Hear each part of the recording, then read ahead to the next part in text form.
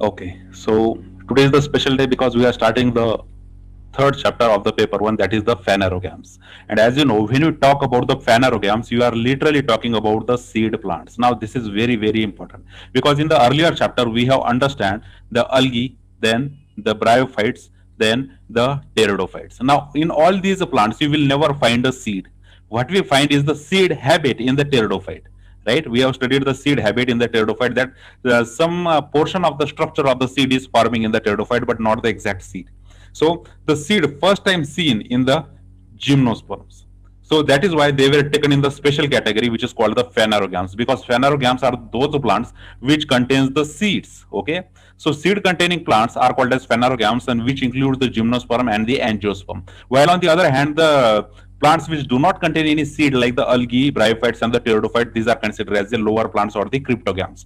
So cryptogams on the one hand, and on the other hand we have the phanerogams. Phanerogams are those plants which contains the seed, while the cryptogams do not show any presence of the seed. So when we talk about the phanerogams, you should know that these phanerogamous plants possess the well-defined seed in their body. So there are two categories of the plant which possesses the seed. First is the gymnosperm and second is the angiosperm. As the title suggests of this chapter, the title of the chapter is the phanerogams. That literally means you have to study the gymnosperm as well as the angiosperm in these particular chapters, right? So the chapter relating with the phanerogams, so first we are going to study the gymnosperm, because on the evolutionary line exactly after the pteridophyte you will find the gymnosperm. As we have discussed thoroughly that how the pteridophytes show the presence of the seed habit, then the exact seed can be found in these gymnosperm, and you can say that on the evolutionary line the pteridophytic seed habit got converted into the seed in the gymnosperm. So first in the phanerogams we are going to start the gymnosperm, and in that category first we are going to introduce ourselves to the gymnospermous plants, right? Now consider, this is your syllabus. We are dealing with the paper 1, and in the paper 1 we are dealing with the chapter number 3, that is the phanerogams, and the first portion you have to study is the gymnosperms. Now in this particular video lecture we will study first the introduction to the gymnosperm, and then we will go for the concept of progymnosperms. All right, now consider the first introductory point. Now this is very interesting because gymnosperm and angiosperms are those plants which we can understand because they are largely in our surrounding. Okay, now consider the word gymnosperm is made up of the two words. Actually this is gymno and the sperma, these are the two words. Gymno literally stands for the naked and sperma means the seed. That is the plants which shows the naked seed, it is not covered with anything. On the other hand, in the angiosperm we will find a seed which is enclosed in the ovary wall, that is the fruit. Okay, you will always find the seed inside the fruit, inside the ovary wall, and that is why they show the cover seed in the angiosperm. But on the other hand, in the gymnosperm they show the naked seed, that is no ovary wall is there to cover it up. Okay, so you will directly find a seed attached to the plant body. So gymnosperm, this word stands made up of the two words, that is gymnos and the sperma. Gymno means the naked and the sperma means the seeds. That is literally the plants which shows the naked seed. That is the plant in which with the naked seed was first used by the Theophrastus. Okay, Theophrastus was the father of botany who has used this term he is a pupil of the Aristotle. Of course, he is the father of biology, and into his book which is called as the Inquiry into the Plants. Okay, so first time in the Inquiry into the Plants here, the Theophrastus used this particular term which is called gymnosperms, which literally means the plants which shows the presence of naked seed. Now he used this term in all the plants which has the unprotected without covering the seed, right? These are plants always showing the unprotected seed, and that is why he specifically used this particular term, that is the gymnosperm, to define such a group of plant.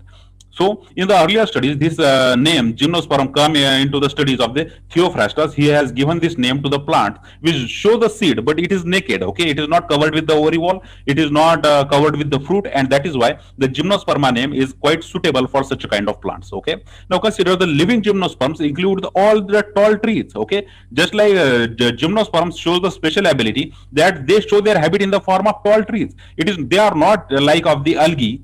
Then they are not like of the bryophytes, are not like of the pteridophytes, because as you know algae were the, although they show the majestic height but complexity is very less. Then the bryophytes are very small plants, and somewhat tree like habit is shown by the pteridophytes. But the tall trees, typical trees, tall trees is habit is shown by the gymnosperms. Gymnosperms are the real plants which are really tall. and actually they are very slow growers, and they are present on the mother earth from the million years. Okay, now see, they were showing the tree habit as well as the shrubs, and some forms are climbers as well, which includes the 70 genera and 275 species. This is important. They are distributed into the 70 genera are there, and in and all there are 725 species. So comparatively you can say that this is a smaller group, but it is very important group, because as you can see, we are transitioning right from the pteridophytes to the angiosperm, and in between we have the gymnosperms, because gymnosperms seed wise are exactly come after the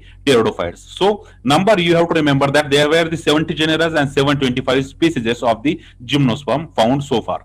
Now see, on the basis of their seeds, with or without covering, the plants groups are grouped into the two major categories, namely angiosperms and gymnosperm. As we have discussed that whether the seed is covered or not, depending upon this we are classifying this. If seed is not covered, it is naked, you can call this as a gymnosperm, and if the seed is covered with the ovary wall or the fruit, these all comes under the angiosperms. Thus, the seed plants or the spermatophyta are divided into two subgroups, that is the angiosperms and the gymnosperms. See, they were also called as the spermatophyta because they contain the seed. Sperma means seed. Okay, those are plants which contain seeds comes under the spermatophyta, or they can simply be called as a phanerogams. So here what you are saying is the comparison between the angiosperm and gymnosperm, because both contains the seed, but there is a one major difference. What is major difference? The seed is covered in the angiosperm, and that is why they were called angiosperm, and seed is naked in the gymnosperm, and that is why gymno, that means naked, and sperma means seed. This term we are using relating to this particular seed plants which are not covered. Okay, now consider this: the ovule of the gymnosperms are freely exposed before and after the fertilization. That is exactly before the fertilization the ovule is exposed, and after the fertilization even this ovule remains exposed. That means there is no protective covering of the ovary wall. So before, whether it's a before fertilization or after fertilization condition, in both the conditions, these gymnosperms showing the nakedness. Okay, while in case of the angiosperms, where the ovule is enclosed within the carpel, that is, they are completely present inside the carpel. As you know, the typical angiospermic flower, right? This is the angiospermic flower. Then we laterally we have the calyx. Then we have the beautiful colorful corolla. Then we have the androecium at the top, right? If it's a bisexual flower, and then we have the gynoecium, which individual member of the gynoecium is called carpel, and carpel is made up of the stigma, style, and ovary. And inside this ovary, we find the ovule, the very well protected ovule inside the flower. But in the gymnosperm, you will not find any protection to the ovule, and this ovule is simply before, whether it's before fertilization or after fertilization, it is always naked. Okay, it is exposed to the environmental conditions. Okay, and now from this point you can judge that why on the evolutionary line the gymnosperms are not much successful as compared to the angiosperm, because angiosperm plants are very successful on the planet earth because they show the protection to their reproductive organs. On the other hand, the gymnosperm do not show the protection to their reproductive organs, and hence they lack on the evolutionary line, and they are restricted to the some habitat only. They are not like the angiosperms which are spread everywhere. Okay, now consider they are slow growers. Okay, they grow very slowly. Okay, that is they were facing the harsh condition of the mother earth from the millions of years, and that is why they consider as a very slow growers. Even some of the forms can grow few centimeters over hundreds of years. Okay, and they lack the vegetative means of the reproduction. See, this is very important. Except the some form of the bulbils, the vegetative type of reproduction is typically absent in these gymnospermic plants. Now this is very surprising, because in the algae you will find the vegetative type of reproduction, then in the bryophyte you will find the vegetative type of reproduction, then in the pteridophyte as well you will find the some form of vegetative type of reproduction. But then we have the group which is called gymnosperms. Gymnosperms shows the very less methods of the vegetative reproduction, and that is why their number is always restricted. Now this is even more surprising, because angiosperm on the other hand also shows the vegetative type of reproduction. So on the lower in the lower cryptogams like algae, bryophytes, and the pteridophytes, they are showing the presence of vegetative reproduction. In the angiosperm is also showing the vegetative reproduction, but the gymnosperm is a special group which typically lacks the vegetative means of reproduction through the cuttings and layerings. Okay, now they are unable to grow under the environmental habitat, means they are only able to grow on the specific habitats and the condition. Now see, due to their lack of these particular vegetative type of reproduction, plus they are the very slow growers, and that is why they require the very special kind of environment. Okay, you will not find the gymnosperm around your cities. That literally means it is not found around the they will always require the cold environment. Okay, Generally in the India, they were always found in the temperate region and not in the tropical region. Okay, so why they require this special kind of treatment or the special kind of environmental condition? Because they were present from the ancient time and they were adapted to the special kind of environment only, and due to the lack of the vegetative means of reproduction, they were always dependent on the sexual kind of reproduction, and the sexual kind of reproduction can only be achieved in a certain kind of environmental condition, and that is why they always restrict themselves to the particular habitat. For example, in India, in the Himalayan range, you will find there are many gymnosperms. But on the other hand, if you go to the Deccan Plateau, you will find the very exceptional gymnosperms. You will not find the gymnosperm around your home, but the angiosperms are plentiful. Okay. Now, the some species of the cycas or the some pinus are nowadays we are growing these species in our gardens. Okay, and that is why you will find the typical gymnosperm in the in any garden. If you go to your surrounding, you will find the cycas definitely there, because cycas is it's like the introductory plant in the garden. They place the cycas exactly in the center because it looks beautiful and it is attractive. So the gymnosperm habitat wise, they were quite lacking when we compared them with the angiosperm, because angiosperm occupying every type of habitat, but the gymnosperms always require the special kind of habitat for their survival. Okay, now see, most of the gymnosperms are terrestrial or the land living. See, we have discussed about the group which is very interesting group, which is called the pteridophytes, which were the first land plants, and these land plants later give rise to the gymnosperms, and then these gymnosperms are exactly terrestrial and they are land living. Okay, generally they do not find themselves in an aquatic habitat. Actually, they were unable to grow in the aquatic habitat now. There are certain exceptions, but majority 99.99% of them are the land living plants.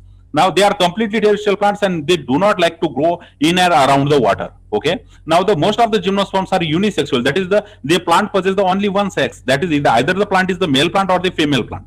Thus, due to the absence of the bisexuality, the chances of self pollination is reduced. Now this is very important, because whenever we talk about the unisexual plant and the bisexual plant, the important difference later come is that in the bisexual plants, generally the self pollination occur. Okay, self pollination literally means the pollen grain from the same plant is landing on the ovary of the same plant.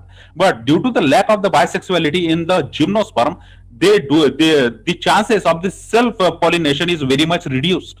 They shows the unisexual forms, and that is why the self pollination does not occur naturally. So this is the another reason why their number is always restricted, because due to the bisexuality, the self pollination chances are highly there, and that is why the reproduction is successfully achieved. But in the gymnosperm, as they show the unisexuality, they always have to successfully achieve the pollination by going through the second plant, that is the male plant or the female plant. If the female plant is at the one location, male plant is at the other location, the male reproductive organ has to travel to the female reproductive organ in order to achieve the sexual reproduction. And that is why if it is always dependent on the environmental condition, for example on the wind, and that is why their number is very restricted, because they cannot increase their number so quickly, because achieving the sexual reproduction in the gymnosperm is quite a difficult task when we compare them with the angiosperm, because majority of the angiosperm shows the bisexual condition, and a flower containing both the male sex organ as well as the female sex organ, and hence the self pollination is easily achieved, which is later followed by the fertilization, and the sexual reproduction is successfully achieved. But this cannot be said for the gymnosperm, because gymnosperms, a majority of the gymnosperms are the unisexual. Either they contain the male plant or the female plant, and the for the sexual reproduction, they were majority of the time dependent on the environmental condition, for example wind, in order to achieve the sexual reproduction, and that is why their number is always restricted when we compare them to the angiosperms. Okay, now consider the one of the gymnosperm is the giant redwood tree, which is called the sequoia, is the one of the tallest tree species. Actually, the sequoia is the tallest plant in the world. Okay, you can observe this is a sequoia, and this sequoia plants can grow for the 4,000 years straight. 4,000 years lifespan can be expected in these plants, and they were the highest height wise plant in the plant kingdom. Okay, so whenever we talk about the longest plant in the plant kingdom, we generally answer it by giving the word which is called the sequoia. Okay, now this sequoia is the gymnospermic plant. Okay, it is not the algae, it is not the bryophyte, it is not pteridophyte, it is not angiosperm, it is gymnosperm. Okay, sequoia is the gymnosperm, and it's the tallest tree species. Now see the roots of the gymnosperm. When we talk about the roots, this is very important, because on the evolutionary line, if you study this particular gymnosperm, these are comes after the pteridophytes. Now, as you know, in the pteridophytes, the roots were there, and the roots were largely helpful in absorbing the water, and that is why the pteridophytes were successfully occupying the land area. And these gymnosperms shows the very well developed taproot system in their bodies. Okay, so taproot system is found in these particular gymnosperm. Taproots are those roots in which there is a one straight solid root is there, just like that. Consider this is an soil layer, and the straight solid root is there, and from this solid root small secondary roots are coming out. So this type of arrangement of the root is called as the tap root system, and this tap root system is exactly opposite of the adventitious root system, in which there were the many roots which are coming from the common point, and they are creating the branching like this. Okay, the loose kind of root. Okay, you can easily take them out from the soil. But when you talk about the taproot system, it is the solid one root, and from this root, the secondary and the tertiary roots, root hairs are coming out. Now these roots are called as the taproot system, and you cannot imagine to take out them from the soil. Okay, because majority of the dicotyledons, that is the angiosperms, and all the gymnosperms showing this kind of the taproot system. Okay, and taproot system is the solid root system. They form the very solid base below the ground, and on which the giant trees like the sequoia can stand over these taproot system. Okay, now some genera have the fungal associations as well in the form of mycorrhizae. We have studied the mycorrhizae, and in that we have also studied the example of the pinus, because as you know, the roots of the pinus and some species of the fungi create the mycorrhizae, and this mycorrhizal association is the mutualism kind of relationship in which both these species are get benefits. Okay, so the mycorrhizal species, which is called the which is in which the fungi and the pinus species are coming together and forming the symbiotic association, in which both are getting benefited by, in which the fungi is providing the water and the mineral nutrition to the pinus, while on the other hand the pinus is providing the food material to the fungi. Okay, while in some other species, for example cycas, shows the special kind of roots which is called as the coralloid roots. Okay, this is the important term. Actually this term was asked by the UPSC in one of the mains examination in the UPSC. Okay, so coralloid roots are shown by the, these are cycas which are associated with the N2 fixing cyanobacteria. As you know, cyanobacteria are famous for the nitrogen fixation, and this cycas root shows the symbiotic association with that of the nitrogen fixing bacteria, and these roots were famously called as the coralloid roots. So when we talk about the gymnosperms, the roots of the gymnosperms are also famous for making the symbiotic associations with the other type of organism, in which we have the example of a pinus, in which the mycorrhizal association is there, and the cycas is there, in which there is the N2 nitrogen fixing cyanobacterial association is there. Okay, so cycas and the pinus, both these plants you have to remember for the symbiotic associations. Okay, now these are the complete, there is the complete absence of the herbs and the climbers in the gymnosperms. Okay,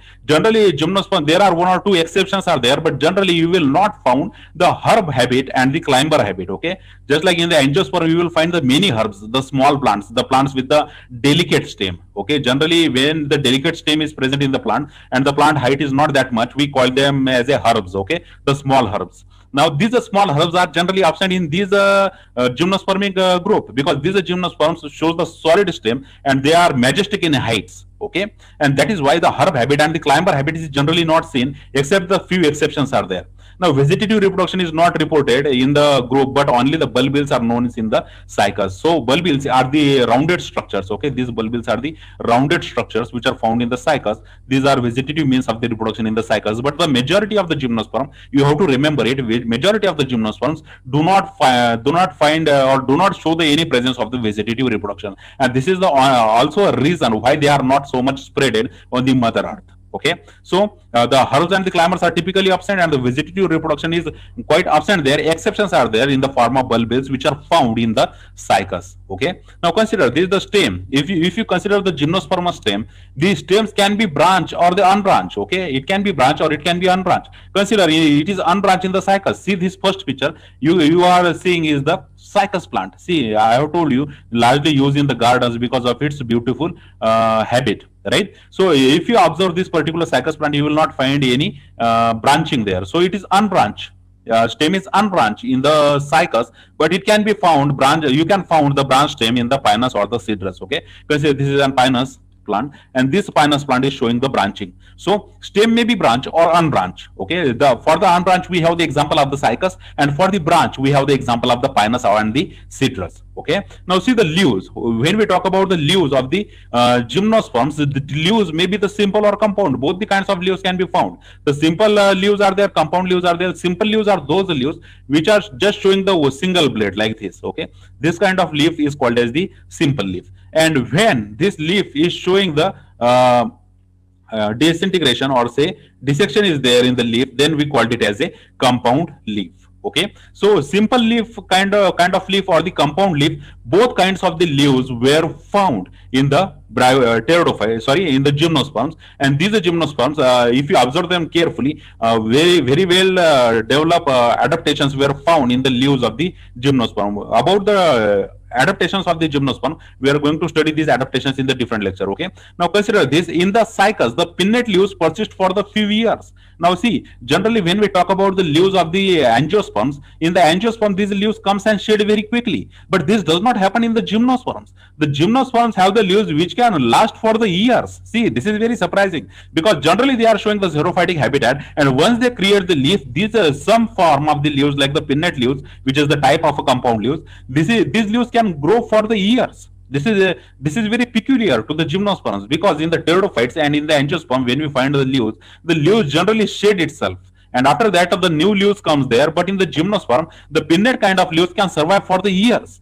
Now leaves in the gymnosperms are very well adapted to withstand the extreme of the temperature, humidity, and the wind. Okay, now why this is so? Because in the evolutionary time, the gymnosperm has to face all these problems of the extreme temperatures, whether it's a low temperature or the high temperature, then the humidity and the wind, all is tolerated by these plants, because these plants are standing as it is from the thousands of years, and that is why they were very well adapted to the environment. As they are the slow growers and their lifespan is very high, that is why these plants get the ability to persist itself against the nature, because they have exposed to the extreme temperatures, extreme humidity, extreme winds. Their leaves are adapted to such kinds of the environmental stresses. Now consider this. See, in the conifers, the needle-like leaves reduces the surface area. See, understand, this is the member of conifers, and observe the leaves. Leaves are needle-like. Okay, needle-like leaves are there. Observe these leaves again. These are the needle-like leaves, and these needle-like leaves reduces its surface area in order to reduce the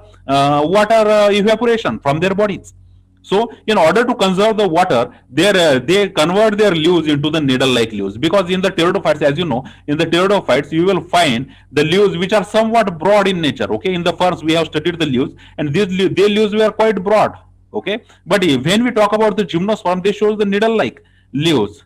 Okay, needle-like leaves which are found in the conifers, and these conifers shows this particular needle-like leaves just to reduce the surface area in order to reduce the water loss. Now there is a thick cuticle. This is another sign of a xerophytic habit, that is they are tackling the water loss.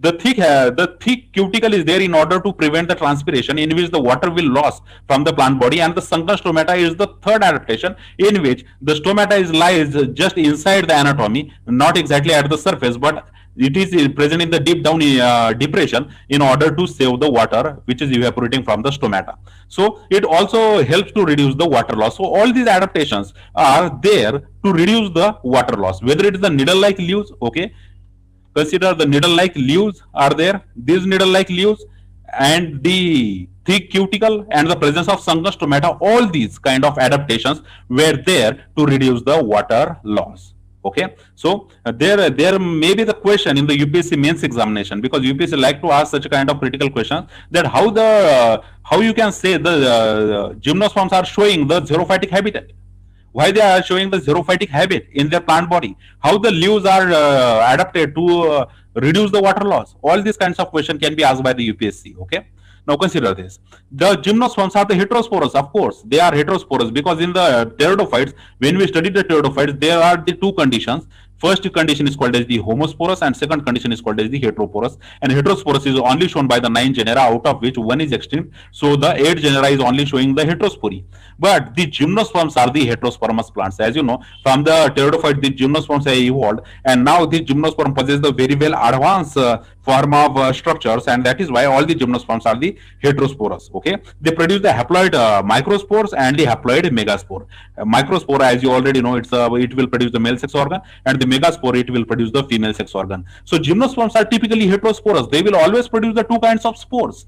The two kinds of spores were present in these gymnosperms, and one of them is the microspore, other is the megaspore. And these microspore, megaspore, that is the heterosporic condition, were also found in the pteridophytes, and in the pteridophytes, but only the 9 genera were showing this particular kind of concept. But the gymnosperms are typically heterosporous, and they will always produce the haploid microspore and haploid megaspore. Now, these are two kinds of the spores produced within the structure called sporangia, which are born on the sporophyll. So similar structure is descendant from the pteridophytes to the gymnosperm, right? Gymnosperm also possess these structures, that is the sporangia, which is born on the sporophylls, which are arranged spirally on the axis to form the lacs of the compact strobili or the cones. So strobili or the cones, which are present in the pteridophytes, were also found in the gymnosperm. Only the difference is that the gymnosperm, all gymnosperms showing the heterospory. That is the two kinds of the structure, two kinds of the spores were found in these particular plants. Okay, so when you compare the gymnosperm with the pteridophytes, you will come to know there are many structures which are as it is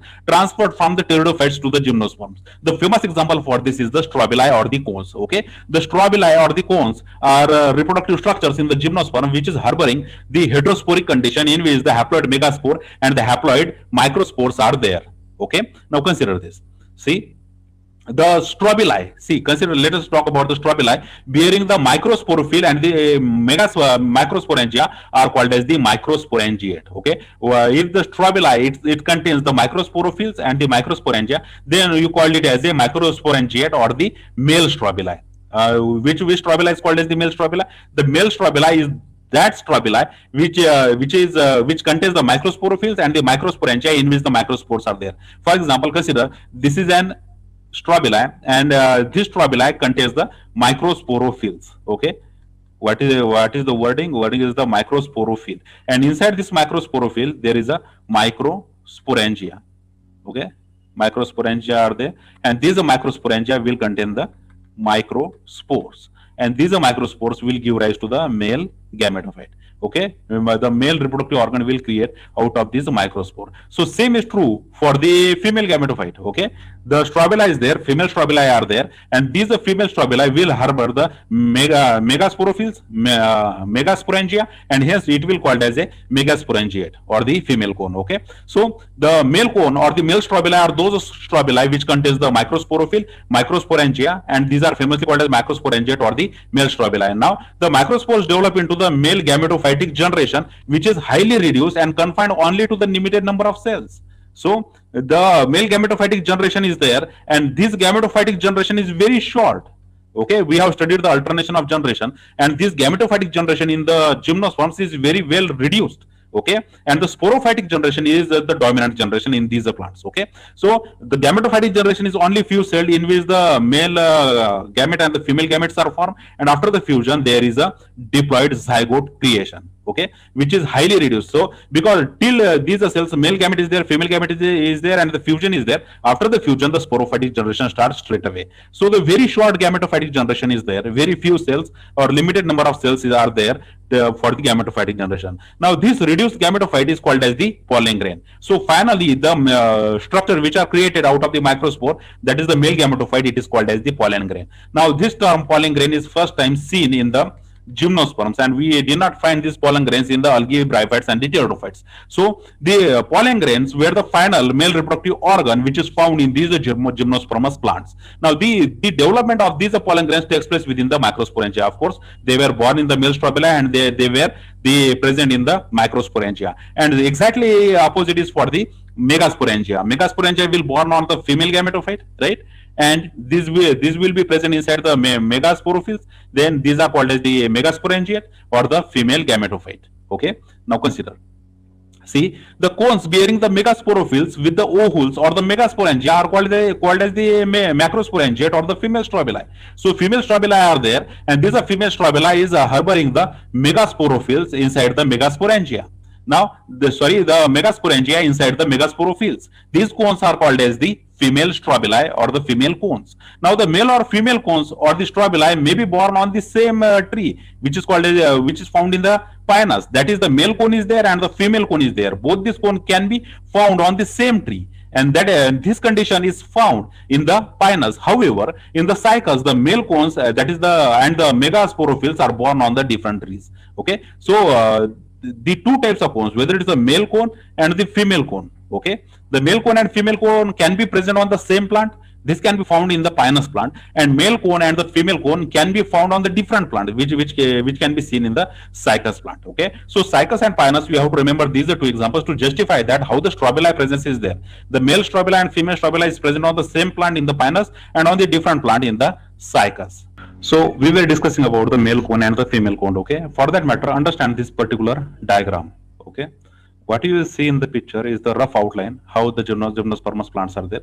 It's a mature sporophytic tree. Okay, in which there is the female cones which grow on the upper branches. That is, on the upper branches you will find the female cones. Okay, which will be fertilized by the pollen born from the wind from the male cones. Okay, these are male cones which born on the female branches. Lower branches. So lower branches harboring the male cone, while the upper branches harboring the female cone. And from this male cone, the pollen grains are traveling to the female cone by using the wind. This is very much important because gymnosperm are typically dependent on the wind for their sexual way of reproduction. Okay, so female cones just look like that, and the male cones are look like that, and the pollen grains from this male cone travel to the female cone. Okay, and consider this is an particular pollen grain which is formed here you will find the megaspore is there, and this is the pollen grain. Now once the pollen grain is landed on the female cone, this pollen grain will create the pollen tube, and it will fertilize the megaspore, whatever the egg, whatever the megaspore is there. After the fertilization, there is the formation of seed, and this seed is naked. Okay, it is not covered with the ovary wall. There is no presence of the fruit. Okay, directly the seeds are coming out of the fertilization. Now see, the megaspore mother cell is differentiated. Understand this. See, the megaspore mother cell is differentiated from one of the cells of the nucellus. Okay, now how the female gametophyte is got created, there is the whole process regarding that. Here we will just introduce ourselves to that. Okay, now this megaspore mother cell or the development of the female gametophyte, it starts from the nucellus, and this nucellus is protected, and the composite structure is called as the ovule.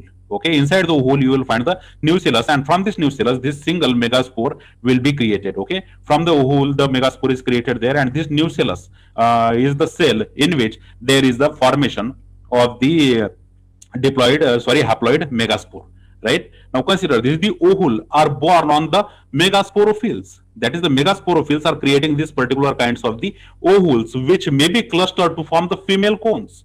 They come in a cluster, and they form this cluster is collectively known as the female cones. So female cones, inside the female cones you will find the ovules. See, this is an ovule, and the pollen grain is reaching this particular ovule, right? See, which may be clustered to form the female cones, and the megaspore mother cells divide meiotically to form the 4 megaspores. And out of this 4 megaspore, only the 1 megaspore will remain functional, and this 1 megaspore is called as the egg. Okay, and this egg is fertilized by the pollen grain, and after the fertilization there is a formation of zygote, and out of this zygote there is a direct creation of the seed, and the ovary wall is not there.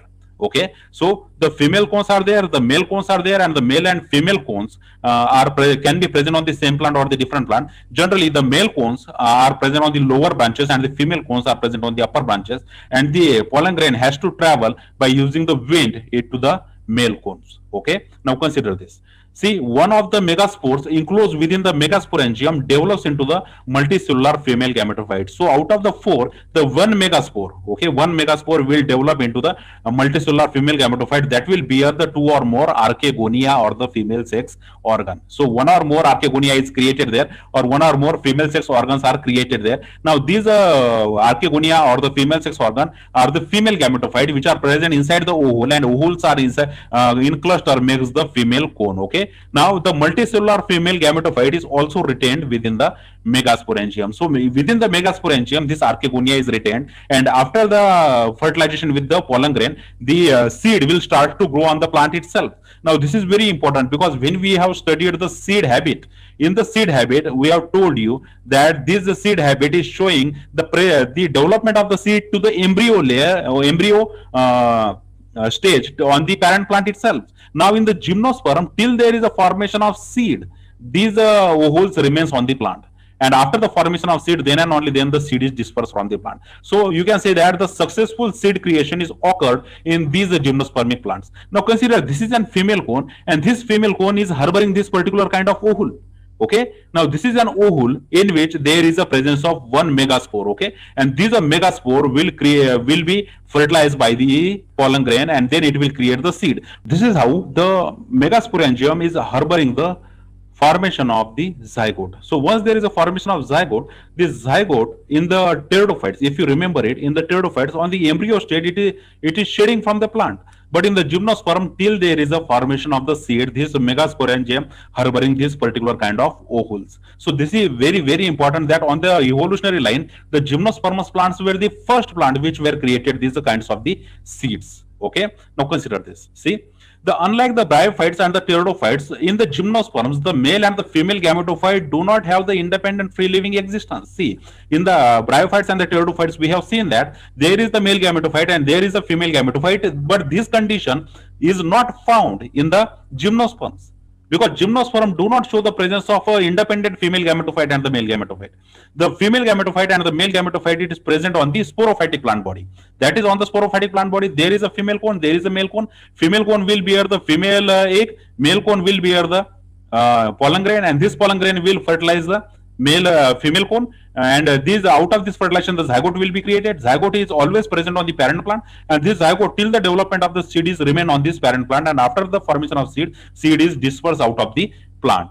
Okay, so unlike the bryophyte and the pteridophyte, okay, pteridophyte and bryophyte shows the presence of the independent male and female gametophyte, but this independent male and female gametophyte, you will not find this condition in the gymnosperms. Now they remain within the sporangia and retained within the sporophyte, so they were always present on the sporophyte, and hence the sporophytic generation is a very dominant generation in the gymnospermic plant. So there is a one sporophytic plant body in which there is a female cone, there is a male cone, and from this male cone the female cone is got fertilized, and whatever the fertilization product is there in the form of zygote will always remain on the parent plant. It does not shed when the formation of embryo. It will remain there till the formation of seed, and hence we say that the seed habit is successfully established in the gymnospermic plants. Now see, the pollen grains are released from the microsporangium. They are carried by the air currents. Of course, the wind is the important factor in the sexual reproduction in the gymnosperms, and come in contact with the opening of the ovule born on the megasporophyll. Hence the fusion takes place. After the fusion, there will be the formation of the zygote. Okay, and you know the process. See, pollen tube carrying the male gametes grows towards the archegonia and in the ovule and discharge their content in the mouth of the archegonia. Now after the discharging the content, there is a fertilization, and the zygote develops into the embryo, and the ovule develops into the seed. So this is all happening on the sporophytic plant. Okay, now again we want to revise our knowledge from the our past studies, that imagine the bryophytes and the pteridophytes. Consider the gymnospermic plant. This gymnospermic plant, see, consider here on the upper branch there is a female cone, and on the lower branch here is the male cone. Now this male cone will have the pollen grain, and this female cone will have the archegonia. Now this pollen grain through the air current will go to the archegonia. Now after the successful fertilization, it will create the zygote. Now this zygote do not shed from the parent plant, and the zygote develops into the embryo, and surrounding ovule got converted into the seed. So seed is got formed here, and this seed is still present on the parent plant, and after the maturing of the seed, this seed will fall to create the new plant. So no independent male and female gametophytes are there. Male gametophyte is present on the sporophyte. Female gametophyte is also present on the sporophyte. The male gametophyte is going to the female gametophyte, fertilizing, and zygote is formed. Until there is a seed, these seeds are also present on the parent plant. And after falling down of these seeds will create the new plant. Okay, so this is how the development of the seed is occurred in these gymnospermous plants. Okay. So this is all about this topic. Okay, thank you very much for watching this video. Please like this video, share this video with your friends who are studying the botany, and if you haven't subscribed to the Botany Capsule channel yet, please subscribe to the Botany Capsule channel for UPSC examination. Again, thank you very much for giving your time. See you in the next video lecture. Thank you.